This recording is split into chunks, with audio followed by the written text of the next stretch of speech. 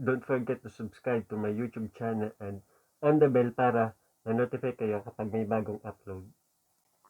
Also, like and follow my Facebook page, links in the description. And tulungan niyo din po sana kung ma-reach ko yung aking goal na magkaroon ng 2,250 subscribers. So, ngayon po meron na akong 1,280 subscribers. At sana po ma-reach ko din yung goal na 4,000 watch hours. So, sa ngayon naman po ay meron akong 442 watch hours. So, tuturuan ko naman kayong gumawa ng Facebook account para dun sa mga hindi pa marunong. So, gamit ang inyong cellphone number. Pwede rin kayong gumawa ng account sa Facebook. So, gamit din yata yung mga Gmail or Yahoo Mail account. So, yun, pwede rin yun. Doon sa mga hindi marunong gumawa dyan. So, ito na yung tutorial para sa inyo. So, tara, panoodin na natin. So, para makapag-open, so, buksan natin ang Google Chrome. And then, punta tayo sa site ng Facebook. Tignan natin ito pinaka main site nila. And then dito sa sign up, so napakadali lang. So mag-fill up lang ulit kayo. So gamitin natin yung sample account natin. So first name, so ample ulit. And then last name is only. So gawin na natin sample only para makita natin. So lagyan natin dito sa baba FB sample account. Ayan. And then mobile number na gagamitin natin. So yun ulit. Ayan. Yung password natin. So ito lang din. Ayan. Then ang birthday natin. So ito yung ilalagay natin. January 25 2000. Ayan. And then ang gender natin. Ayan. So male. So, meron na silang option ng custom. So, bahala na kayo dyan. And then, click natin yung sign up. So, gusto nila real name. So, gawin natin ample na lang ulit. Ayaw pa rin. So, ito na lang gamitin natin sa name. Ayaw. Tsaka ito, pagta natin.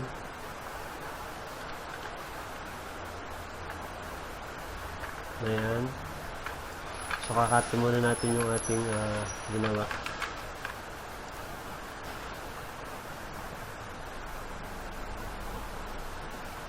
So, yun, tinanggap na. And then, lagyan natin dito ay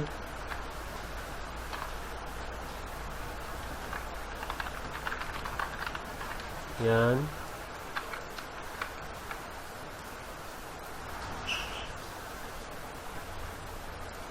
And then, hinihingi sa atin yung code. So, pagdatext siya sa ating cellphone. So, hintayin lang natin. So, para makuha yung code natin. So, click natin itong send SMS again. Kasi wala pa nagte-text sa phone natin. And then, confirm na. Okay. Ayan, may nag-text na. So, ito yung code natin. Ang code natin ay 14763. So, click natin yung continue. Ayan. So, successfully confirmed na. So, account confirmed. So, meron na tayong FB account.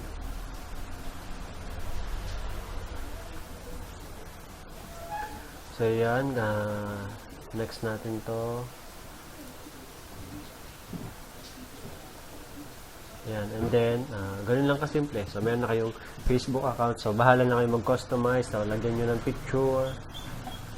Hanap tayo ng picture natin. For example, so ito, ayan.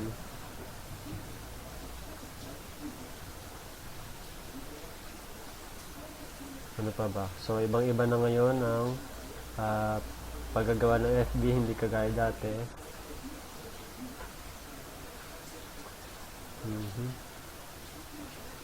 So, yung 1, 2, so kung may kakilala kang friend, so ayan, i-add mo. Hindi mo natin kailangan mag-add ng friends. So, number 3, so privacy settings. So, take natin yung tour. Next. Ayan, pagtatag. Shortcut. Next lang natin. So, sharing with us. Game. So, finish. Saan yung save natin? So, refresh na natin. Click natin yung ating homepage. So, ayan. Ganun lang kadaling gawa ng Facebook page. So, pwede ka rin mag-add ng cover photo. Click mo lang to, select photo. And then,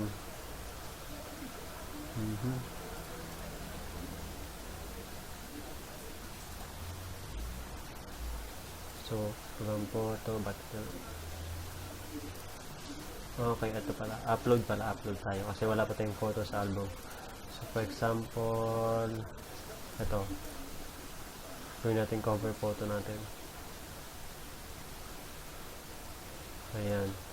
Drag lang natin. Then, click natin yung save, changes.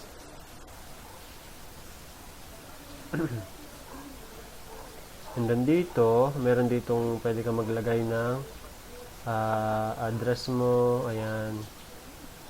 Bio, introduction mo, ayan, at saka ito pa mga ito. So, ikaw nang bahala maglagay. And then, ganun lang kasimple.